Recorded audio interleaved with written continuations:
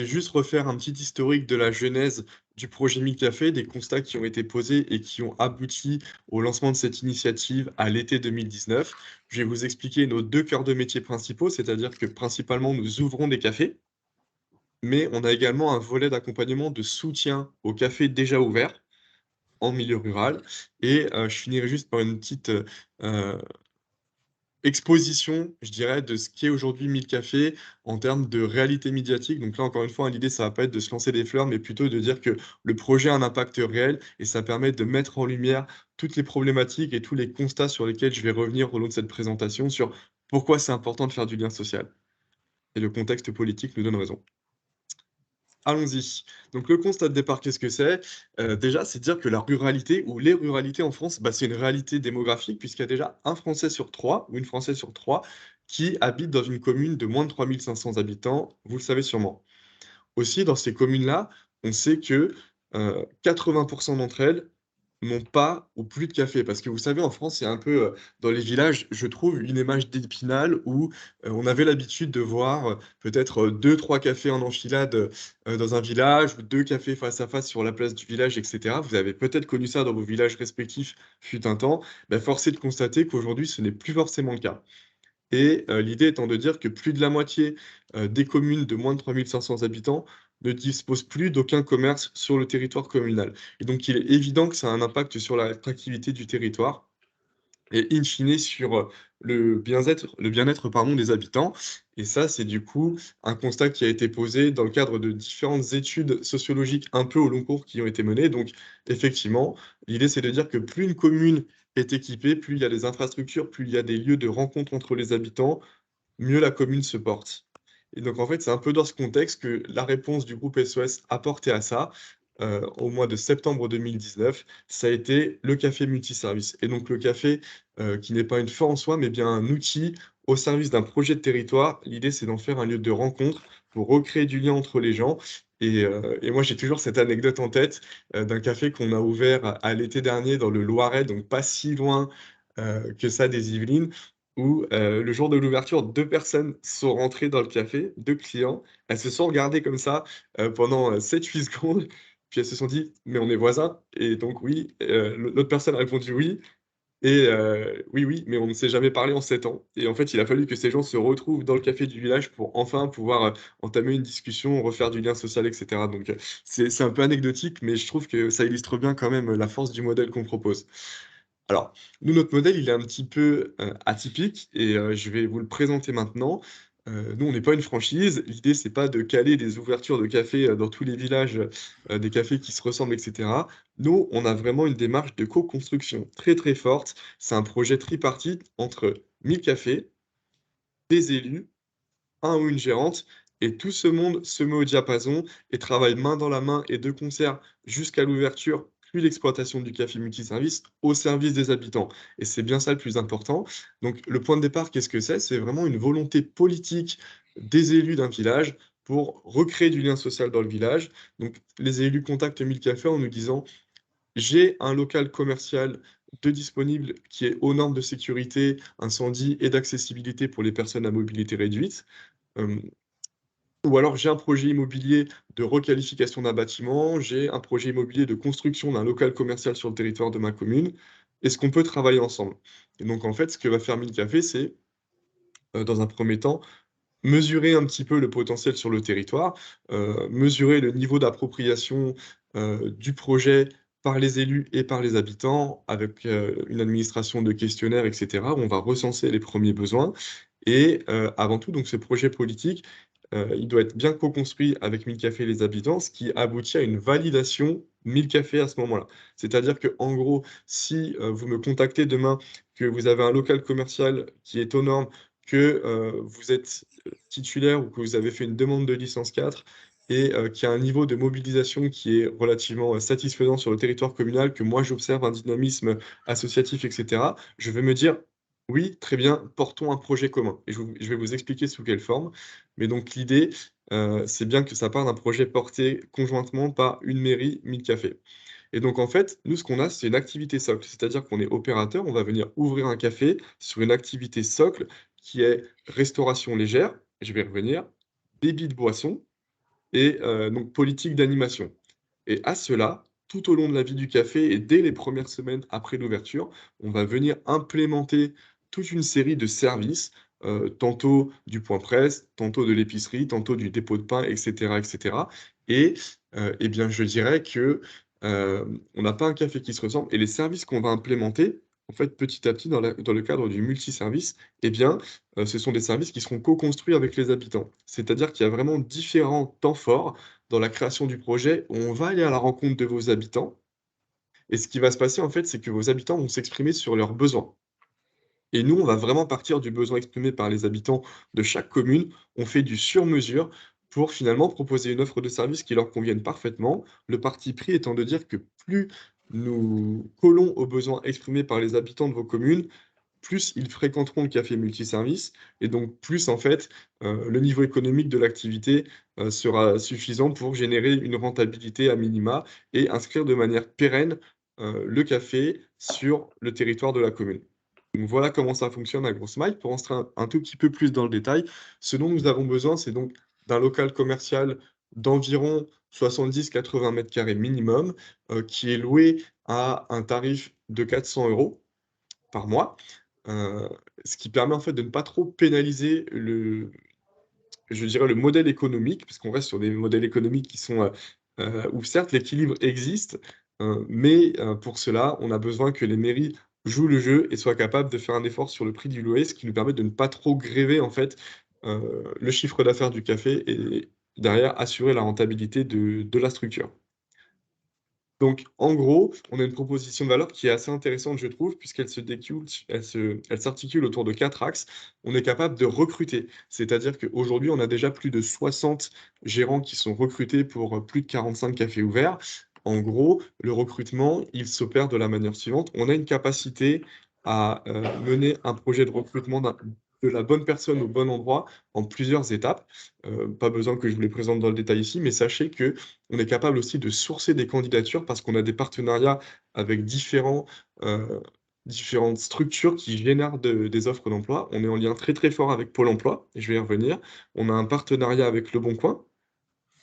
On compte beaucoup s'appuyer en priorité sur les élus dans le cadre des projets qu'on porte pour qu'ils relaient les offres d'emploi à la gérance sur le territoire de la commune et des alentours. Et j'en ai un quatrième, oui, on a une base de candidatures directement sur notre site Café, où il y a déjà plus de 3 200 personnes qui ont manifesté un intérêt pour la gérance d'un café multiservice en milieu rural. Donc en fait, on est vraiment, capable de générer de la candidature et de trouver la bonne personne à mettre au bon endroit, dans le café multiservice de la commune. On prend en charge 100 des investissements pour l'équipement du fonds de commerce. Donc en moyenne, nous investissons 20 000 € par café. On est opérateur et associé unique. Donc qu'est-ce que ça veut dire? Ça veut dire que les gérants que nous recrutons n'ont pas d'argent personnel à investir dans ce projet. Ils sont simplement nommés gérants de la société qui exploite le fonds de commerce. Donc ces gérants, on les forme, mais je vais y revenir aussi. Et donc l'idée aussi, c'est que, bah, avec ces 20 000 € en moyenne, on est capable, d'équiper comme il faut un café multiservice sur un volet de bar d'animation et de restauration légère, donc mobilier, tireuse à bière, machine à café, verrerie, décoration et cetera et cetera et cetera. On est capable aussi de partir sur, des modèles de café multiservice où le volet restauration est plus important et nécessite plus d'équipement, mais là souvent aussi participer à l'équipement d'une cuisine, un petit peu plus professionnelle et ambitieuse, étant entendu qu'il faut un minimum d'équipement, pour faire de la restauration rapide. Je pense à de la quiche, du sandwich, des salades. Il en faut un petit peu plus pour partir sur du plat en sauce. Voilà, schématiquement, c'est ce que je veux que vous ayez en tête. Donc on supporte l'investissement et on a également donc tout un volet de formation puisqu'on a créé un parcours de formation dédié aux gérants de cafés multiservices en milieu rural d'une dizaine de jours. Parcours de formation qui, est référencé par Pôle emploi, donc il est certifié Pôle emploi, hem et ce qui nous permet en fait donc de faire venir les gérants dans notre centre de formation du groupe SOS à Hautefeuille en Seine-et-Marne. Et les gérants, eh bien, sont regroupés par par promotion de 10, 12, 15 gérants, pendant, une dizaine de jours et ils sont formés sur un socle, de 4 piliers quoi, de gestion d'entreprise, commerce, métier de cafetier, multiservices et cetera et puis c'est aussi sympa parce que ça crée une promotion et bah, petit à petit, nous on crée des communautés d'élus et cetera, mais je vais y revenir. Et en tout cas, voilà, donc nos gérants sont recrutés, formés et accompagnés avant, pendant et après l'ouverture. C'est ce sur quoi je vais revenir maintenant. Donc, comment ça fonctionne en gros? À l'ouverture, propose, c'est un accompagnement vraiment clé en main, main dans la main. On recrute le gérant et on l'accompagne sur la base de sessions de travail individualisées tout au long du parcours de formation qui dure environ 4 mois, de la création de l'entreprise à la réalisation de son prévisionnel financier, de sa carte des menus, de son plan de communication, de son calendrier d'événements, etc. Donc le temps de le former et de l'accompagner jusqu'à l'ouverture du café, nous on a besoin d'environ 4 mois. Plus de ça, nos gérants ont accès à toute une boîte à outils puisqu'on a accumulé énormément de savoir en 2 ans à 1000 cafés, fort d'une quarantaine d'ouvertures, bientôt 50.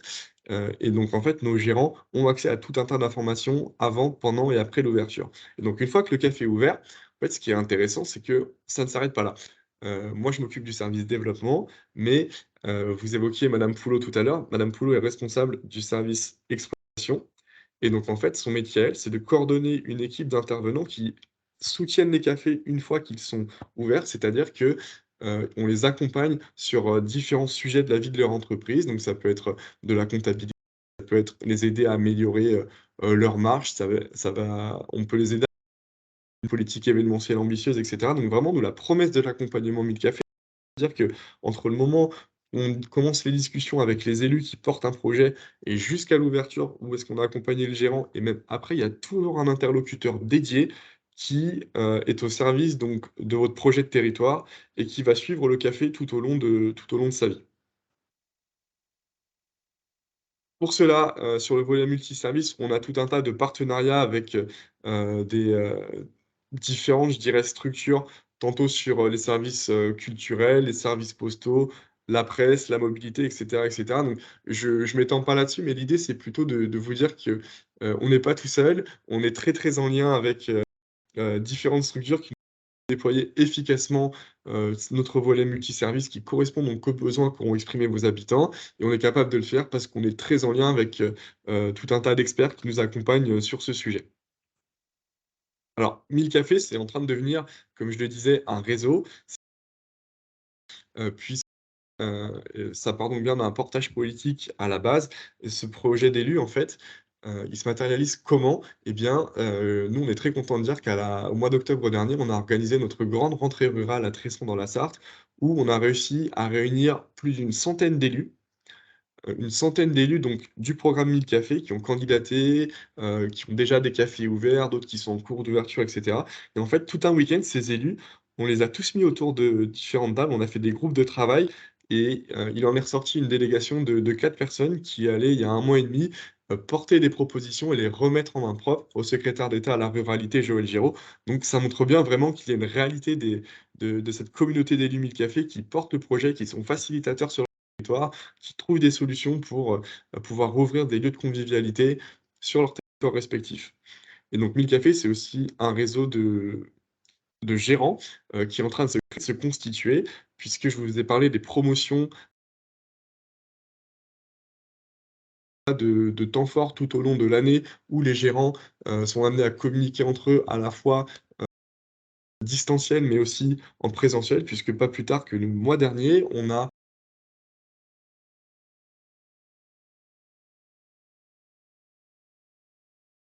où là, il y a des dizaines de gérants du réseau 1000 cafés qui se sont retrouvés et qui ont là encore échangé, partagé leurs espoirs, leurs craintes, leurs projets et cetera par l'intermédiaire d'ateliers, des tours de table ont été faits. On a même fait, 1 ou 2 petites conférences et l'idée, c'est qu'on a vraiment encore une fois donné corps à cette communauté des gérants. On croit beaucoup à ce système de communauté de gérants qui, je dirais, on a, tel gérant dans les Yvelines qui a rencontré, heu, dans la Sarthe tel autre gérant, pour s'améliorer sur, des techniques de marche en cuisine et cetera, pour mettre en place une meilleure organisation de travail. Enfin, voilà, les gens se parlent entre pairs et c'est, progresser notre réseau. Aujourd'hui, où est-ce qu'on en est? plus de 1000 candidatures de communes. Donc il y a déjà 1000 candidatures, 1000 communes qui ont candidaté, à l'initiative 1000 cafés et sur ces 1000 aujourd'hui, on en a à peu près 420 qui sont actives, heu et sur ces communes actives, c'est-à-dire bah, qui sont en train de mûrir leur projet, qui perfectionnent leur projet immobilier, qui sur le territoire et cetera et sur ces 421 communes, 108 57 sont déjà ouvertes et il en reste donc, une petite cinquantaine, dont l'ouverture est actée dans les prochains mois ou sur début 2023. Voilà comment non 60 pardon, 61 encore, dont l'ouverture est prévue sur 2022 ou sur le début 2023. Il y a une réalité du programme Mille Cafés et en termes d'impact, bah, c'est pas du tout neutre. Qu'est-ce que ça fait? Je vous ai dit plus de 1000 candidatures reçues. 108 communes retenues pour ouverture, ce qui concerne 80 000 habitants sur le territoire français. Donc on a 80 000 habitants qui sont concernés de près par l'ouverture d'un café multiservice, d'un nouveau lieu de vie sur le territoire de leur commune rurale, 200 emplois créés et une viabilité des structures à 3 ans. Je voulais aussi vous dire qu'on a un nouveau dispositif depuis l'automne 2021 où si vous avez sur vos territoires, le dernier café du village que vous savez en proie à des difficultés, on est capable maintenant de venir et c'est un programme qui est gratuit, de venir sur place, de rencontrer le gérant, de faire un état des lieux de ce qui va être plan d'action, un plan d'action qui peut être, de choses très pragmatiques comme améliorer, l'offre de restauration, à recréer de la mobilisation citoyenne autour du projet et cetera, pour maintenir un niveau d'activité suffisant pour ce café, pour qu'il reste ouvert sur le territoire de la commune. Donc il y a un certain nombre de conditions pour cela qui sont affichées sur l'écran et dont je vous laisse prendre connaissance. Mais l'idée, c'est que c'est une prestation gratuite. Le gérant a juste à nous contacter pour ça et nous, très, très rapidement, on va être capable de mettre en place le plan d'action qui va bien pour, eh bien, faire tout ce qu'on peut, en tout cas, pour recréer et redévelopper du chiffre d'affaires et assurer ainsi la pérennité de la structure sur le territoire de la commune.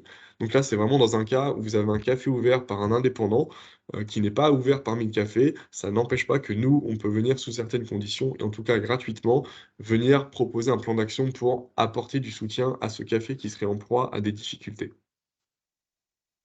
Voilà et puis, bah, simplement, Mille Cafés, c'est aussi une réalité médiatique. On parle beaucoup, beaucoup de nous, c'est à la fois, une force et une faiblesse, mais en tout cas, ça montre bien qu'on répond à un besoin et hem et en fait, moi, je trouve ça super parce que c'est vraiment toujours la même histoire. C'est-à-dire que quand on rouvre un à chaque fois qu'on est présent sur les ouvertures, que ce soit moi ou les collègues, en fait, on s'aperçoit systématiquement qu'on répondait à un besoin et c'est toujours hyper gratifiant bah, que quand il y a une personne sur 2 qui rentre dans le café le jour de l'ouverture, qui nous dit: «Ah bah, ça manquait, ça faisait 15 ans qu'il y avait plus rien sur la commune et tout» et c'est oui, oui, c'est vraiment, très, très gratifiant et nous, on croit beaucoup à ce modèle.